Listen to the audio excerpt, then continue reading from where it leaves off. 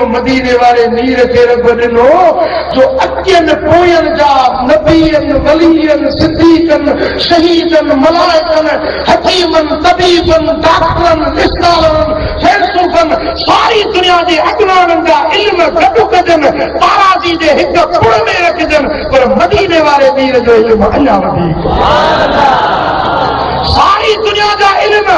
सारी दुनिया जा इल्म अकेले पोयनि जा इल्म महबूब जे इल्म जे अॻियां इहे आहिनि जीअं समुंड मथां झिरकी चोंब भरे ॿाहिरि निकिरे समुंड भरियो पियो आहे न अरबी समुंड कराची में ॾिठो हूंदो अरबी समुंड मथां झिरकी पंहिंजे चोंब में पाणी भरे निकिरे हाणे समुंड जी झिरकी जे चोंब जे पाणी में का भेट करे सघे थी छा झिरकी जी चोंब छा उन में पाणी जा ॿ फुड़ा ऐं छा समुंड जो पाणी अरे सारी दुनिया जे आलिमनि आकिलनि दानिशवरनि दानानि जा इल्म इहे आहिनि जीअं झिरकी जे चोंब में पाणी जा ॿ कतरा हुजनि मदीने वारे मीर जो इल्म बेपनाह समुंड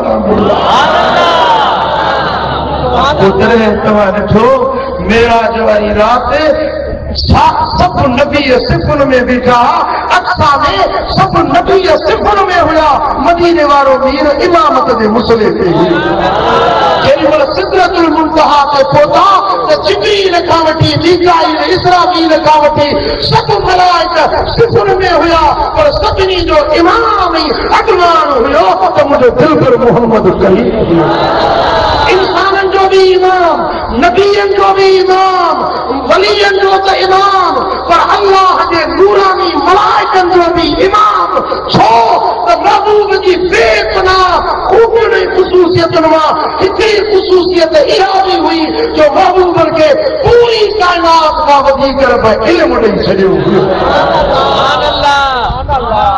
ऐं पोइ मदीने वारे साईं अच धरती ते ऐलान कयो त जेके आलिम अथव से मुंहिंजे सीने जा ॿार आहिनि जेके आलिम अथव से मुंहिंजा वारिस आहिनि ॻाल्हायो छा फरमायो जेके आलिम आहिनि से मूं मोहम्मद करीम जा वारिस आहिनि हरीबन करीमन फरमायो त आलिम जॾहिं ज़मीन ते हलंदो आहे या मदरसे जो तालिबुल इल्म जेको इल्म दीन जो पढ़ण जे लाइ निकितो आहे ज़मीन ते हलंदो आहे मलाइक उन जे पेरनि जे हेठां पंहिंजा पर विछाईंदा आहिनि जंगल जा जानवर उन जे लाइ दुआऊं घुरंदा आहिनि समुंड जूं मच्छूं उन जे लाइ दुआऊं घुरंदियूं आहिनि आसमान जा मलाइक उन जे लाइ दुआऊं घुरंदा आहिनि जेको इल्म वारो हुआ जेको हरीबन करीमन जे साम्हूं अर्ज़ कयो या रसूल अल्लाह हिकिड़ो फ़क़ीर आहे आबिद आहे ज़ाहिद आहे निमाज़ी आहे ज़ाकिर आहे सॼी राति बंदगी कंदो आहे ऐं ॿियो आहे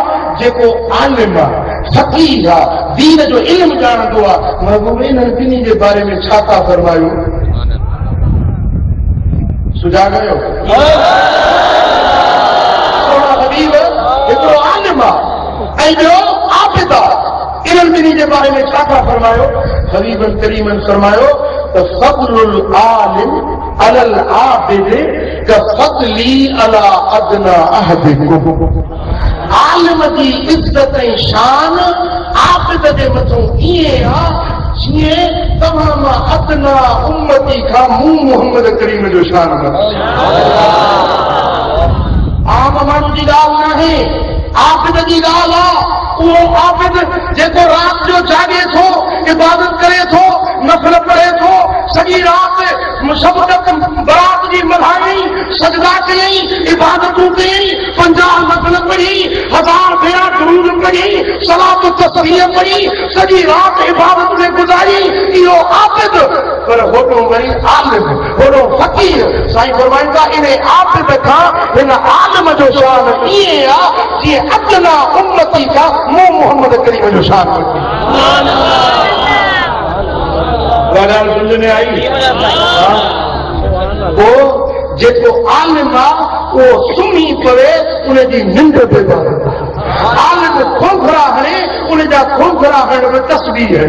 आलिम मुझा दोस्तों कहानी के टेक लगाए हिकिड़ो दीन जो मसलो ॿुधाए त उन्हें आबिद जे 1000 साल जी इबादत खां आलिम जो हिकिड़ो मसालो सेखारण वधीक शान वारो। ॻाल्हि सम्झ में आई? आलिम जो शान आहे या न? आलिम जी इज्जत आहे या न? ग़रीबन करीमन फरमाए त कुन फिद दुनिया आलिम, तू दुनिया में आलिम बणजी वञ। भला जे आलिम न चई तुंहिंजो शागिर्द वञी थी, सुभान अल्लाह, उनजो तालिब वञी थी। भला जे तालिब न चई और मुस्तमिया उनजूं ॻाल्हियूं वञी ॿुध। आलिमन जी कचहरी में वञी वेह, आलिमन जी महफ़िल में वञी वेह। भला जे इहे बि नथो करी ओ हिफ़ा पोइ आलिमन सां मोहबत रखूं वक़्तु। भला जे इहे बि नथो करे सघी भला तकुनुल ख़ामिस पंजो माण्हू न थिजा, यानी आलिमन सां दुश्मनी न रखिजा, बुग़्ज़ न रखिजा, कुदूरत ऐं ॿियाई न रखिजा, उन्हनि जी गिला न कजा, उन्हनि जो दुश्मन न थिजा, छो त आलिम जो दुश्मन इहो अल्लाह जो दुश्मन आहे। ॻाल्हि सम्झो? पहिरीं खे उथारीस। आलिम अल्लाह वटि प्यारो आहे, आलिम मदीने वारे मीर वटि प्यारो आहे। आलिम जो जी ज़िंदगी जहान वारनि जी ज़िंदगी आहे। आलिम ईअं आहे जीअं आसमान में तारा, आलिम ईअं आहे जीअं आसमान में सितारो जे चिमकंदो आहे। उन सितारे खे ॾिसी मुसाफ़िर बरनि बहरनि में, खुशकी में, समुंड में जेकी हलण वारा आहिनि मुसाफ़िर, उन्हनि खे रस्तो ऐं गस मिलंदो आहे त सितारनि खे ॾिसी। त आलिम दुनिया जे अंदरि सितारनि जे मिसल आहिनि। अजीज़ान मोहतरम, उन्हनि खे ॾिसी दुनिया वारनि खे राहूं ऐं रस्ता मिलंदा आहिनि। दुनिया वारा उन्हनि खे इल्म वारी फ़हम वारी उन्हनि जी सलाहियत जे सदके दुनिया वारनि खे रब जन्नत जा रस्ता ॾेखारींदो आहे।